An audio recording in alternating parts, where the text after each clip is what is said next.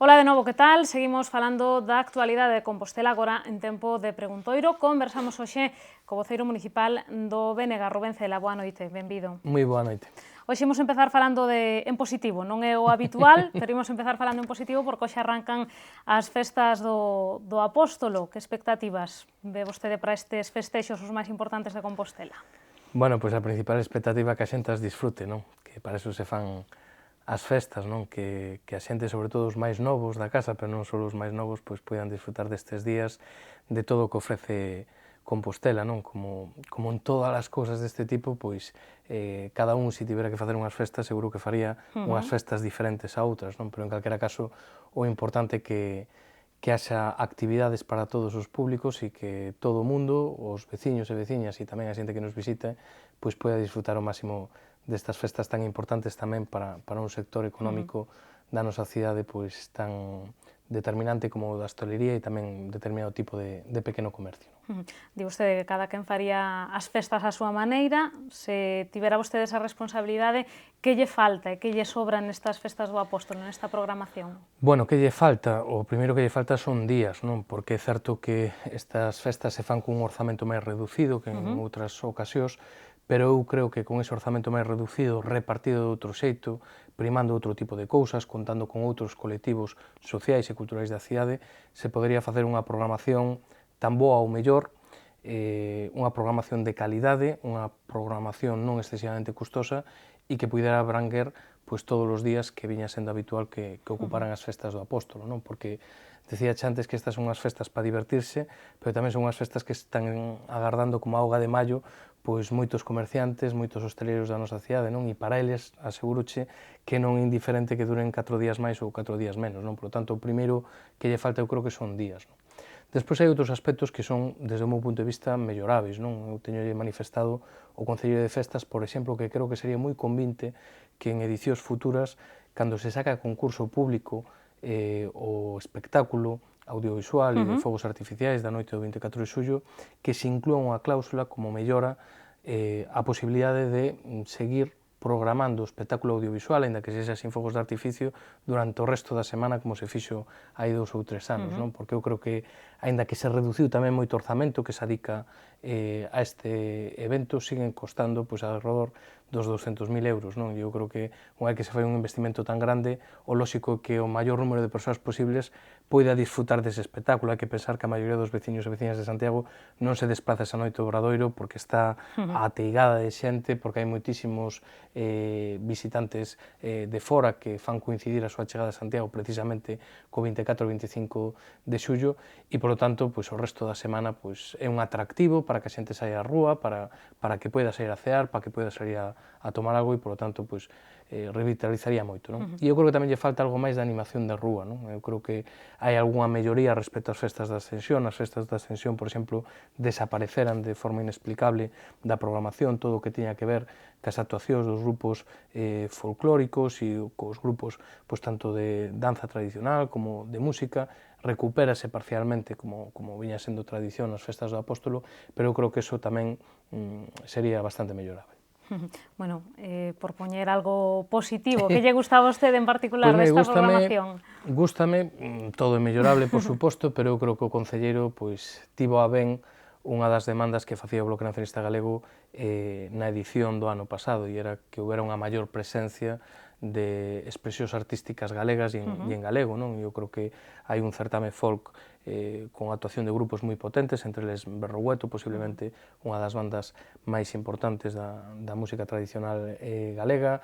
Hai un concerto do grupo Resentidos, hai unha sesión vermú con dos grupos moi bons, como Deomes e Samesugas, hai nos grupos emerxentes de Santiago, pois tamén actuacións de grupos daqui, eu creo que moi positivas, e incluso un certo guiño ao mundo da lusofonía, non? Que a actuación de María do Ceo, non? Entón, aínda que non é todo o que a nos gustaría, desde logo eu creo que hai unha melloría notável con respecto ás festas do ano pasado, non? E eu creo que esa é a dirección, desde logo, que deberían seguir. Con respecto ás grandes actuacións, bueno, pois, para eso, para gustos se pintan cores, non? Eu, desde logo, pois, non teño a Rafael na miña discografía favorita, non? Pero é evidente que hai un público para cada tipo de actuacións e seguro que estará cheo e seguro que non decepciona ao tipo de xente que lle gusta ese tipo de música. O importante é que haxa unhas festas variadas desde a perspectiva de poder atender as demandas de unha poboación que é diversa, que é variada e que ten gustos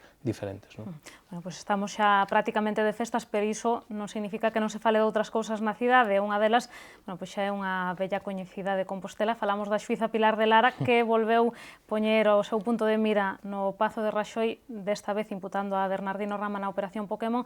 Vostedes xa pediron a dimisión do concelleiro socialista, non? Sí, porque o Bloque Nacionalista Galega o que fai é manter unha posición coherente, non? Da igual que sexa en Lugo, que sexa en Ourense ou que sexa en Santiago, e da igual que sexa dun partido político ou sexa de outro partido político. Nos defendemos exactamente o mismo para todo o mundo e todos os sitios no marco desta operación Pokémon, non? E o que defendemos é que se diferencien as responsabilidades judiciais das responsabilidades políticas, non? Entón, no ámbito judicial, pois o señor Rama, como o resto dos imputados desta operación Pokémon, pois ten todo o dereito, por suposto, a que se lle presuma a súa inocencia mentre non se demostre o contrario, ten todo o dereito do mundo a dar todas as explicacións que estime oportunas en sede judicial e ten dereito el, e creo que temos dereito todos, a que se actúe ca máxima celeridade por parte da xustiza. Non? Acabamos de coñecer pois, estes días a resolución de todo o que tiña que ver ca imputación do señor Pepe Blanco,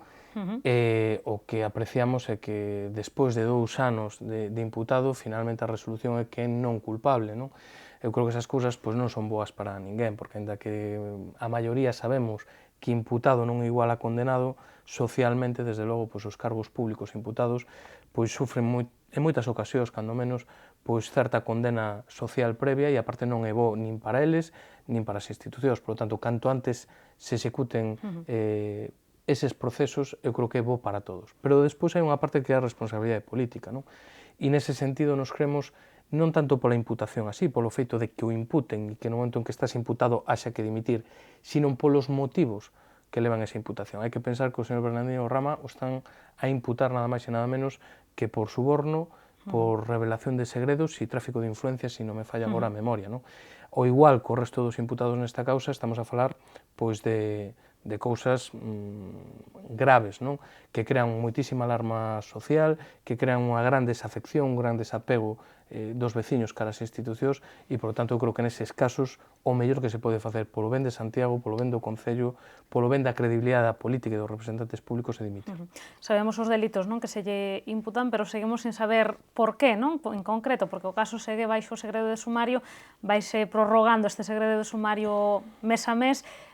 Digo, de celeridade non parece que vai a ser o caso, non? No, e celeridade e incluso atreveríame a pedir máis, e eu atreveríame a pedir o levantamento do segredo do sumario. Eu creo que cando vamos coñecendo o sumario por fascículos a través dos medios de comunicación, pois realmente ese segredo do sumario, bueno, está moi collido por pinzas, non? Entonces eu creo que neste momento, pois, incluso o máis saludable, o máis hixénico sería pois, ter todas as cartas enriba da mesa, saber exactamente que é o que se está a investigar, de que se lle acusa a cada unha das persoas que está implicadas e que, polo tanto, bueno, pois, que isto se pode resolver canto antes, non? Porque cada día que pasa sin resolverse, eu creo que un flaco favor á imaxe e o nome de Santiago de Compostela, que sistemáticamente siga aparecendo asociada pois, a palabras como corrupción e a malas prácticas no terreo político, non? Por lo tanto, canto antes se resolva, mellor para os implicados e, sobre todo, mellor para Santiago. Dicía o concelleiro socialista que está tranquilo, pero que esta imputación non o pillou por sorpresa. Recoñecía que había pois, eses rumores, non? De que podería ser imputado alguén do anterior goberno, que el era un dos candidatos, digamos, o que si quería desvincular Bernardino Rama esta imputación pois, das declaracións de Paula Prado no seu momento, aquelas declaracións polémicas nas que amosaba a súa extrañeza porque Bernardino Rama non fora imputado aínda. Home, a min encantaríame creer na independencia do Poder Judicial e que todo este tipo de cousas pois, son casuais. Non? Ahora ben, eu creo que foi totalmente desafortunado e totalmente fora de lugar as declaracións de Paula Prado, que ademais hai que lembrar que non fala a título individual, que nada máis nada menos que a voceira a nivel galego do Partido Popular. Non? Entón, que unha persoa saia públicamente dicindo pouco menos que apuntando e dicindo que lle estrana que outro compañeiro ou excompañeiro de corporación pois, non este imputado, pois, cando menos Eu creo que foron totalmente desafortunadas. E cree que quedaremos aquí ou ainda haberá algún imputado máis no Pazo de Raxoi? Pois non o sei, o gallá quedáramos aquí e isto se resolvera canto antes, non? Porque, como che comentaba, eu creo que cada día que pasa isto sin resolverse, o que crea é unha gran desconfianza, non? Eu, cando vou pola rúa, ves a moita xente que hoxe en día xa non se cree nada, non? E cando falas do Concello, pois, din, bueno, iso é pouco menos que a cova de Alibabá, non?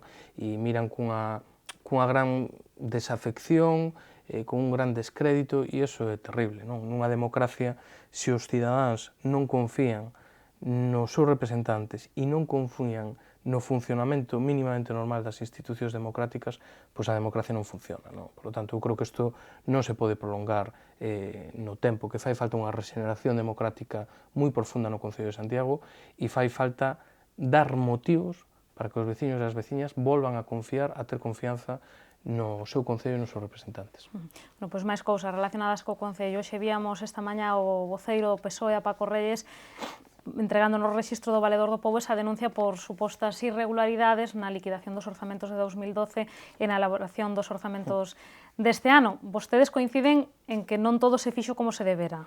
Por suposto, eu creo que se hai algo que caracteriza a este goberno do Partido Popular, ademais do que vimos de falar das diferentes causas judiciais que teñen abertas, e, sin lugar a dúbidas, este xeito de funcionar totalmente despótico e absolutamente injustificable nunha institución pública, non? Hai que pensar que o Partido Popular non fai uso do poder que lle deron os cidadáns. O Partido Popular o que fai é un abuso sistemático dese poder e convirte unha maioría absoluta nunha maioría absolutista e absolutamente despótica, non? Vímolo na elaboración deses orzamentos, pero acabamos de ver no último pleno. Mire, fomos a un pleno mal convocado, que se puido celebrar precisamente porque os grupos da oposición non puxemos trabas para que se celebrase e dimos a nosa autorización de boa fe para que se pudera facer, pero que se dixéramos que non se celebraría porque foi unha chapuza de convocatoria, pero é que máis, é que van na orde do día 2 puntos para os que non se cumple con ningún dos puntos que marca a normativa de como se deben tratar os puntos nun pleno, non? Quer dizer, foron a unha comisión informativa sin toda a documentación que deberían levar no expediente, os grupos de oposición non puidemos estudiar toda esa documentación porque non se nos entregou, utilizan a súa maioría absoluta para convalidar eses acordos no propio pleno e despois vemos para que eran, non? Pois era para facer unha modificación duns orzamentos que se aprobaran menos dun mes para atrás, menos dun mes para atrás. E dices, oiga, a ver, e esta é a urxencia, non vou discutir o que se vai facer con esa modificación de crédito. Agora, o que sí que resulta evidente é que, bueno, se isto era tan urxente hoxe, supoño que tamén sería tan urxente hai 5 semanas, cando puderon incluir nos propios orzamentos, non? Por lo tanto, eu creo que o que nos ten acostumados o Partido Popular é un xeito tremendamente chafulleiro de facer política, non? E o problema é que iso sempre acaban pagando os cidadáns, dun xeito ou do outro, ou a través de sobrecostes nas actuacións, ou con retrasos. Vímolo ca Virxe Branca, cando houve que paralizar as obras, pois porque se empezaron a executar pois sin estar adxudicadas na Xunta de Goberno. Vímolo cos traballadores de Sermasa, cando temos a 30 familias sin cobrar porque hai unha concelleira que non asina un papel. Vímolo pois no caso do roubo do cobre, de como se pode ter pois a barrios enteiros, a parroquias sin luz. Acabamos de velo agora co Centro Sociocultural do Romaño, non? Onde hai que retrotraer todo un expediente ao seu inicio porque se tramita sin ni siquiera retención de crédito, e o propio interventor e o secretario din que é unha auténtica chafullada. Acabamos de ver agora con a ordenanza de terrazas que se acaba de modificar 15 meses despois. Temos unha segunda ordenanza de terrazas que veu precedida de 10 modificacións por decreto. Vímolo en cuestións pois, como o Parque de Salgueiriños, non? Que todo o mundo que se pase por ali pode ver como está atendido, cando estaba cunha proposta de adxudicación en xaneiro deste ano, e acaban de aprobar unha modificación de crédito no último pleno para poder sacar a licitación. Iso, bueno, todo iso pois, que non acaba pagando sempre son os cidadáns. Por lo tanto, xa digo, un goberno que abusa do seu poder e que aparte ten unha forma de actuar absolutamente chapuceira. Bueno, ese último pleno que facía referencia parece que acabou un pouco, non, ca paciencia da oposición. Como dicía, Paco Reyes foi o valedor do pobo, o BNG tamén, dicía vostede hai uns días, que estudaban posibles medidas. Non sei se xa teñen concretado que é o que pode facer o Bloque Nacionalista Non Galego. temos concretado, pero agora mesmo estamos estudando eso cos servicios xurídicos do Bloque Nacionalista Galego, porque creemos que non se poden tolerar determinadas cousas, non? E, polo tanto, nos vamos a facer todo o que este na nosa man legalmente para facer valer os nosos dereitos, porque xa non é que sexan os nosos dereitos como grupo político, sino que detrás dos grupos da oposición hai centos, milleiros de veciños e veciñas de Santiago que nos depositaron a súa confianza. Por lo tanto, faltarnos o respeto institucional a nós e faltarlle o respeto prácticamente a metade dos veciños de Santiago, entre os dous grupos que conformamos os grupos da oposición. Por lo tanto, nos faremos todo o que este nas nosas mans. Agora mesmo están a mirar os abogados do Bloque Nacionalista Galego e que non lle caiba a menor dúbida de que todo o que este dentro das posibilidades, pois así o faremos para facer valer os nosos dereitos. Dicía o alcalde con respecto aos orzamentos que todo se fixo cos informes xurídicos e do secretario necesarios, que todo está avalado por eses informes. Entendía que estas críticas que facía a oposición despois do último pleno que son, bueno, pois, ganas de chamar a atención ante un momento de desesperación política, dicía o alcalde.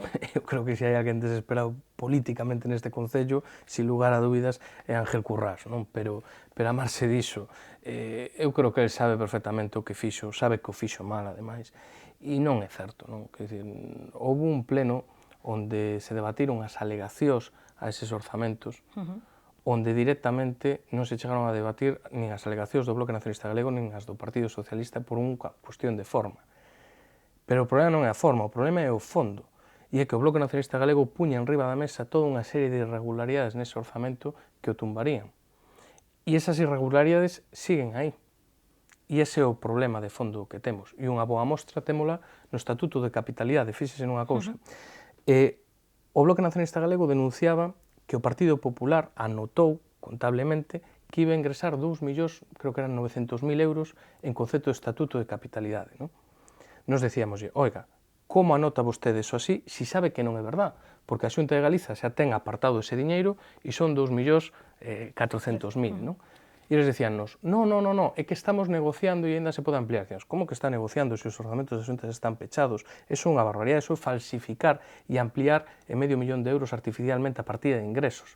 Bueno, pois o tempo acabou dándonos a razón, non? Pois ven de asinar hai pouco ese convenio de Estatuto de Capitalidade e, como dicía o BNG, e, polo tanto, pois agora hai unha diferencia artificial de $500.000 nos ingresos do Concello. Ese tipo de irregularidades son precisamente as que denunciaban as súas alegacións ao BNG e as que non se puderon ni siquiera discutir no Pleno porque o Partido Popular, co seu rodillo, anulou todas as alegacións por unha cuestión de forma. Bueno, citaba vostede a Xunta que ten moito que ver tamén no último asunto que imos tratar hoxe. Ryanair quitou da venda os seus billetes para as conexións internacionais dende Compostela a partir do 31 de decembro. Dicía o alcalde que entende que este é unha maniobra de presión, non? De cara pois, iso, a negociar un futuro acordo que renove o que queda vixente ata ese 31 de decembro. Probablemente, pero mire, que unha empresa privada legítimamente queira por todas as cartas que deba xogar en riba da mesa, pois, é legítimo e é normal. O que xa non é tan normal é a improvisación que hai por parte do Concello de Santiago e da Xunta de Galiza, porque, mire, improvisar cando as cousas veñen sobrevidas, pois é normal, e está ben que un goberno teña capacidade de improvisación, que teña capacidade de reacción, pero que, mire, a data de remate dese convenio sábese desde o día que se asinou ese convenio.